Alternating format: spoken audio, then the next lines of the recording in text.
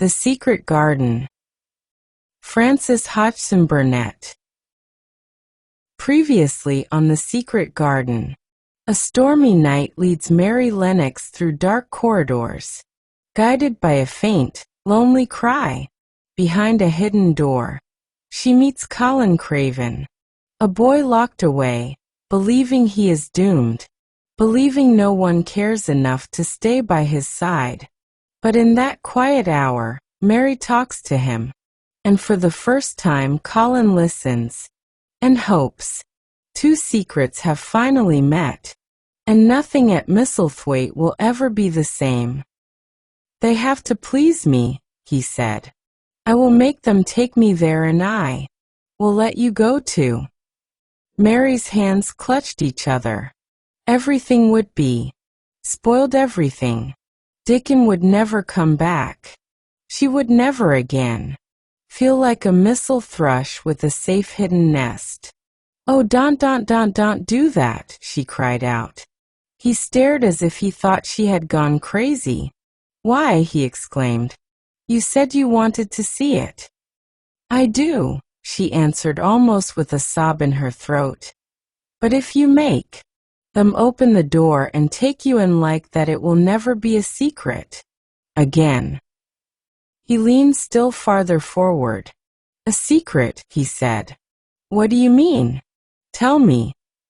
Mary's words almost tumbled over one another. You see, she panted.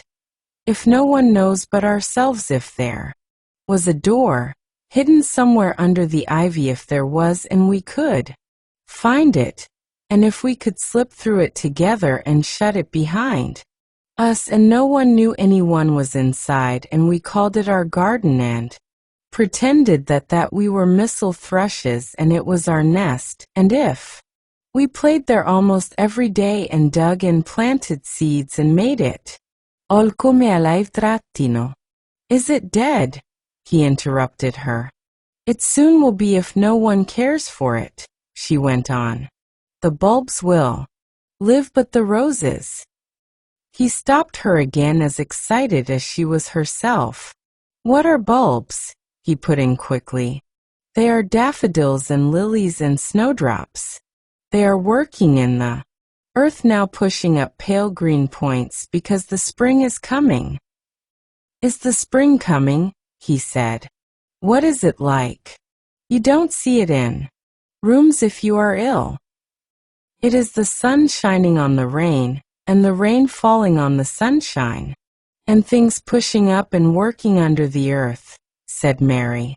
If the garden was a secret, and we could get into it, we could watch the things grow bigger every day, and see how many roses are alive. Don't you see? Oh, don't you see how much nicer it would be if it was a secret? He dropped back on his pillow and lay there with an odd expression on his face. I never had a secret, he said, except that one about not living to grow up. They don't know I know that, so it is a sort of secret. But I like this kind better. If you won't make them take you to the garden, pleaded Mary. Perhaps I feel almost sure I can find out how to get in sometime. And then if the doctor wants you to go out in your chair, and if you can always do what you want to do, perhaps we might find some boy who would push you, and we could go alone, and it would always be a secret garden. I should like that, he said very slowly, his eyes looking dreamy. I should like that. I should not mind fresh air in a secret garden. Mary began to recover her breath and feel safer, because the idea of keeping the secret seemed to please him. She felt almost sure that if she kept on talking and could make him see the garden in his mind as she had seen it, he would like it so much that he could not bear to think that everybody might tramp into it when they chose. I'll tell you what I think it would be like if we could go into it, she said. It has been shut up so long, things have grown into a tangle. Perhaps He lay quite still and listened while she went on talking about the roses which might have clambered from tree to tree and hung down about the many birds which might have built their nests there, because it was so safe. And then she told him about the robin and Ben Weatherstaff, and there was so much to tell about the robin, and it was so easy and safe to talk about it that she ceased to feel afraid.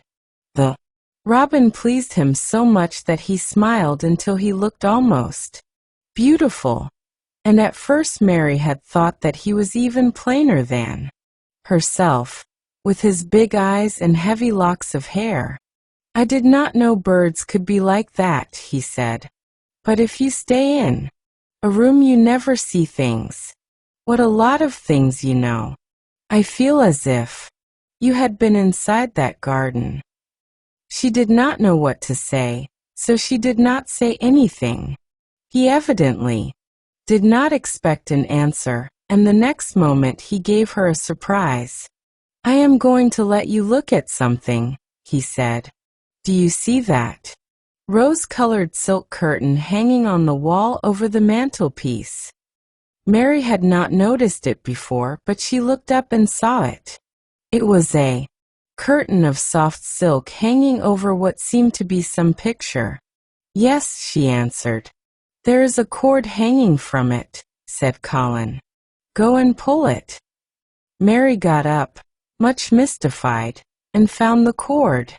When she pulled it, the silk curtain ran back on rings, and when it ran back it uncovered a picture. It was the picture of a girl with a laughing face.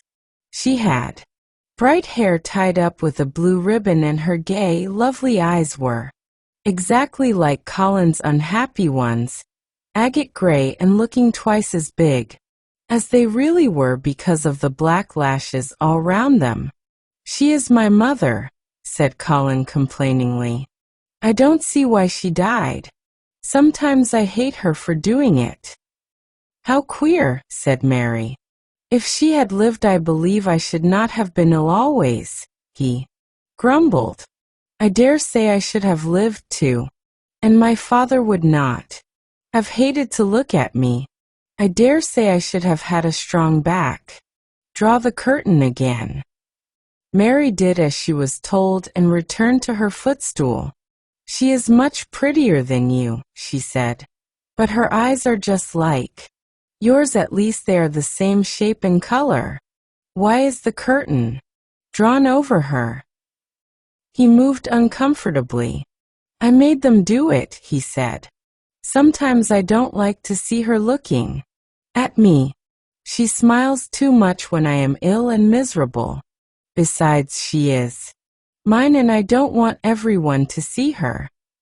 There were a few moments of silence, and then Mary spoke. "What would Mrs. Medlock do if she found out that I had been here?" she inquired. "She would do as I told her to do," he answered. "And I should tell her that I wanted you to come here and talk to me every day. I am glad you came." "So am I," said Mary. "I will come as often as I can, but—" she hesitated. "I shall have to look every day for the garden door." "Yes, you must," said Colin, "and you can tell me about it afterward." He lay thinking a few minutes, as he had done before, and then he spoke again. "I think you shall be a secret too," he said. "I will not tell them until they find out. I can always send the nurse out of the room and say that I want to be by myself. Do you know Martha?" "Yes, I know her very well," said Mary. "She waits on me." He nodded his head toward the outer corridor. "She is the one who is asleep in the other room. The nurse went away yesterday to stay all night with her sister, and she always makes Martha attend to me when she wants to go out. Martha shall tell you when to come here." Then Mary understood Martha's troubled look when she had asked questions about the crying. Martha knew about you all the time? She said. Yes, she often attends to me. The nurse likes to get away from me and then Martha comes. I have been here a long time, said Mary. Shall I go away now? Your eyes look sleepy. I wish I could go to sleep before you leave me, he said rather shyly. Shut your eyes, said Mary, drawing her footstool closer. And I will. Do what my ayah used to do in India. I will pat your hand and stroke it, and sing something quite low. I should like that perhaps, he said drowsily. Somehow she was sorry for him and did not want him to lie awake, so she leaned against the bed and began to stroke and pat his hand and sing a very low little chanting song in Hindustani.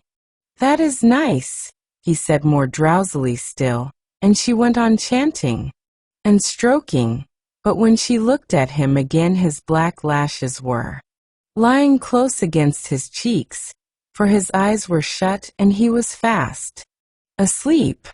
So she got up softly, took her candle and crept away without making a sound. You did so well today. Rest and let your heart smile. Good night.